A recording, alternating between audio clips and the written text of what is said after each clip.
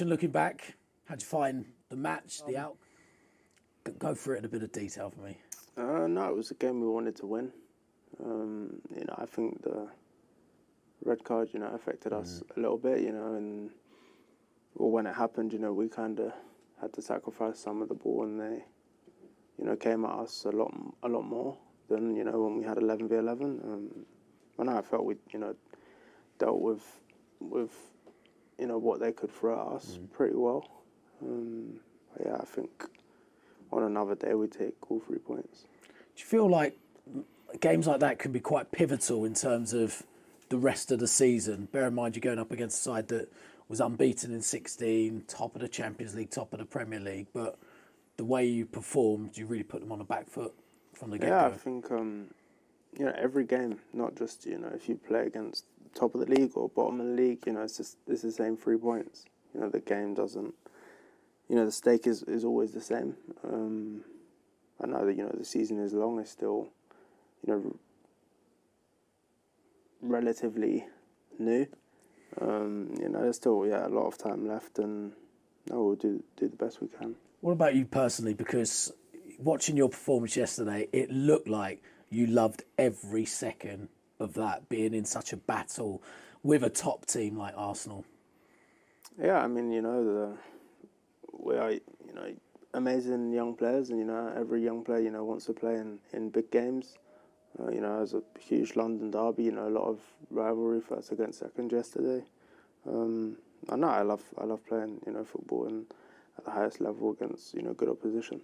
And was it a battle in that midfield as well? It felt like going up against Declan Rice in such good form, Martin Zubimendi, keeping Eberechi Eze quiet after he scored a hat-trick the week before. Was it a real challenge in there? Yeah, of course, it's tough. They're in and around the top, for a reason. They have a number of world-class players in their team, and we always knew, from the start it was going to be a challenge. But we rose to the occasion. And look, you're in the centre of the park, sometimes at right back. Where would you prefer to play? No, I don't really have a preference, to be honest. I've played so much in both now. Maybe if you asked me a year ago, I probably would have had a preference. But the more I've kind of played half and half in both roles, I'm just happy to be back on the pitch and helping the team. And back on the pitch, and how are you feeling fitness-wise? I mean, the form was there for everybody to see yesterday, but what about your fitness levels? You feel better than perhaps you ever have been? Yeah, I feel very strong at the moment. Playing consistently, helps a lot. Start and stop, with injuries and that's hard to find rhythm. And good form and good performances, come from consistency. Being available week in, week out, and I'm finally, stringing a decent period together. Are you doing anything different with your fitness at all? No, I wouldn't say there's much different. I just think I understand my body, a lot better now than, maybe 2 years ago. And you've obviously, it's been a really busy period at the moment. You played 45 minutes against Barcelona. Is it about having that communication with the coaching staff and the physios to make sure that you're managing your minutes better to keep yourself available as much as possible? Yeah, I mean, the minutes I play is, up to them. I'm available, every game. And, I would only really, make it clear that I'm not good to go if I don't, feel like I can perform to a good level. But no, I think, we've come a long way, with the staff here, the medical department, and, everyone has, made a good effort and, keeping me healthy.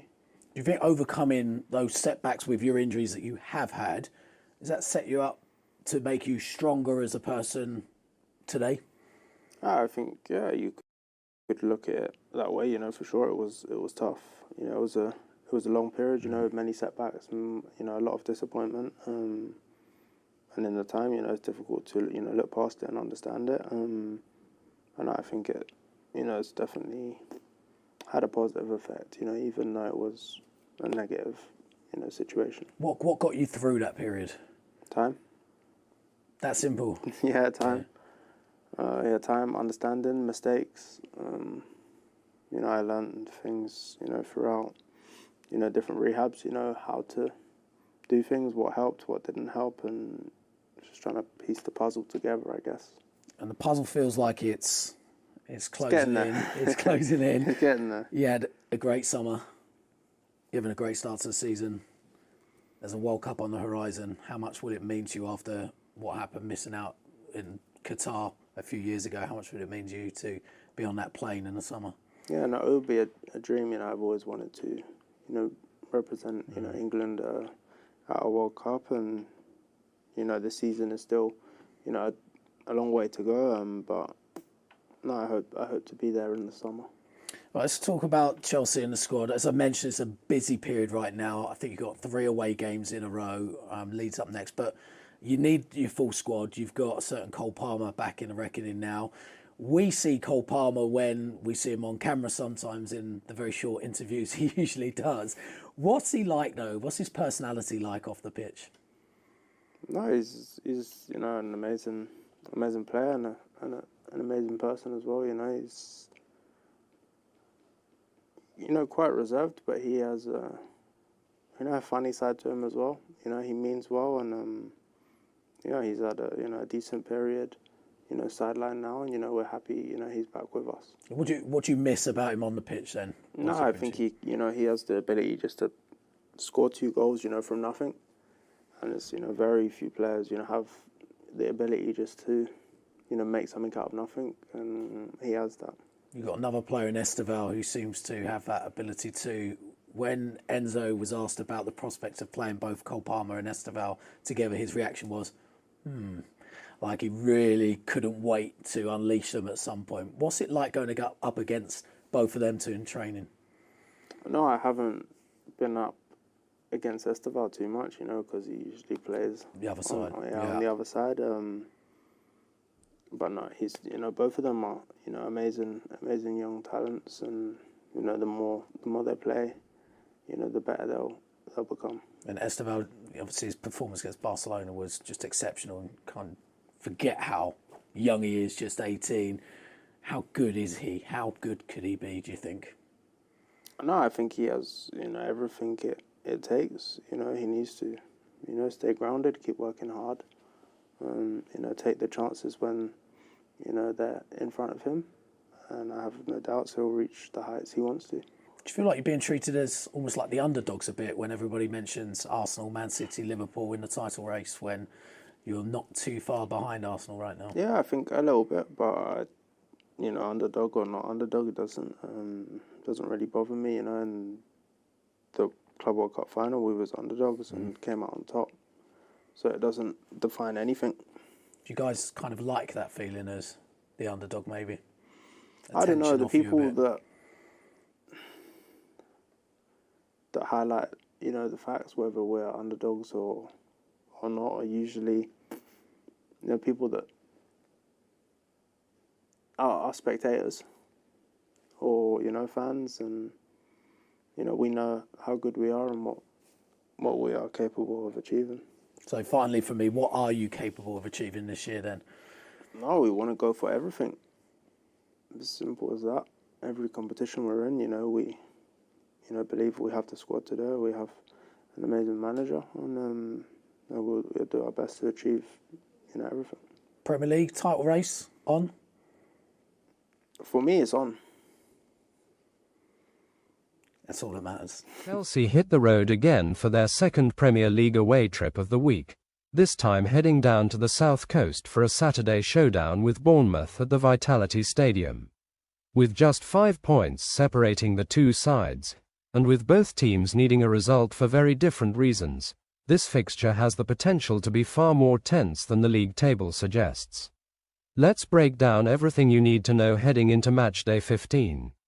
Chelsea arrive in Bournemouth sitting 4th in the Premier League, on 24 points, 9 points behind leaders Arsenal. Meanwhile, Andoni Iraola's Bournemouth occupy 14th place, but they've earned 74% of their points at home, making the Vitality Stadium one of the trickiest grounds to visit this season. Historically, the Blues have enjoyed this matchup, Chelsea are unbeaten in their last 7 Premier League games against Bournemouth. You have to go back almost 7 years for their last league defeat to the Cherries, that infamous 4-0 loss in January 2019. But this version of Bournemouth is competitive, physical, and relentless at home. Only Arsenal have conceded fewer home goals this season. Head-to-head and form check. Across all competitions, Chelsea have the edge with 15 wins out of 23 meetings, but Bournemouth's biggest ever Premier League win remains that 4-0 hammering of Chelsea. A reminder that this fixture always has the potential to surprise. Chelsea's recent form, mixed. The 3-1 defeat to Leeds midweek was the club's first Premier League away loss since September, and it ended a streak of scoring first in 8 straight league matches. But one thing remains consistent: Chelsea always score. Maresca's men have found the net in 20 consecutive matches in all competitions, the longest active streak in the league. Pedro Neto has been the face of this resurgence. His 5 goals in 14 games make him Chelsea's leading scorer, and he's set to make his 50th Premier League appearance if selected. Defensively, Chelsea must tighten up. They have dropped 10 points from winning positions, while also accumulating one of the highest card counts in the league. Discipline may become a major factor, especially with Enzo Maresca 1 yellow away from a touchline ban. What about Bournemouth? Bournemouth head into this clash in poor form. They've lost 4 of their last 5 Premier League games, including a midweek defeat to Everton which ended their longest ever top-flight home unbeaten run. But at the Vitality Stadium, they're still strong. 4 wins, 2 draws, and just 1 loss at home this season, and defensively they've conceded only 5 times on their own patch. Antoine Semenyo is their key man with 6 league goals, while Justin Kluivert and Marcus Tavernier remain major threats from wide areas. Interestingly, Bournemouth's last match featured the youngest ever Premier League starting 11, averaging just 23 years of age. And with suspensions to Tyler Adams and Lewis Cook, plus Chelsea's Moses Caicedo still banned, squad depth will play a huge role. The numbers behind the match. Chelsea have the second most headed goals in the Premier League, 8. Brighton are the only team with more second-half goals than Chelsea. Bournemouth have lost only 2 of their last 13th of December league matches. They historically thrive this month. Bournemouth are unbeaten in 8 straight matches against London clubs. Andoni Iraola. He's never beaten Chelsea in his managerial career, 2 draws and 2 losses. Match official Michael Oliver will referee this fixture, the same official who oversaw Chelsea's 5-1 win at West Ham earlier this season. So what does all of this mean? Chelsea need a response after Wednesday's disappointment, but Bournemouth at the Vitality is no easy task, especially with a young, energetic squad desperate to snap their losing run. The Blues have the attacking firepower and the scoring consistency, but defensive lapses and discipline could be decisive. Another tight, intense Premier League battle awaits on the South Coast. This has been your Sport Lab match preview. Stay tuned for full post-match coverage, analysis, and reaction after the final whistle.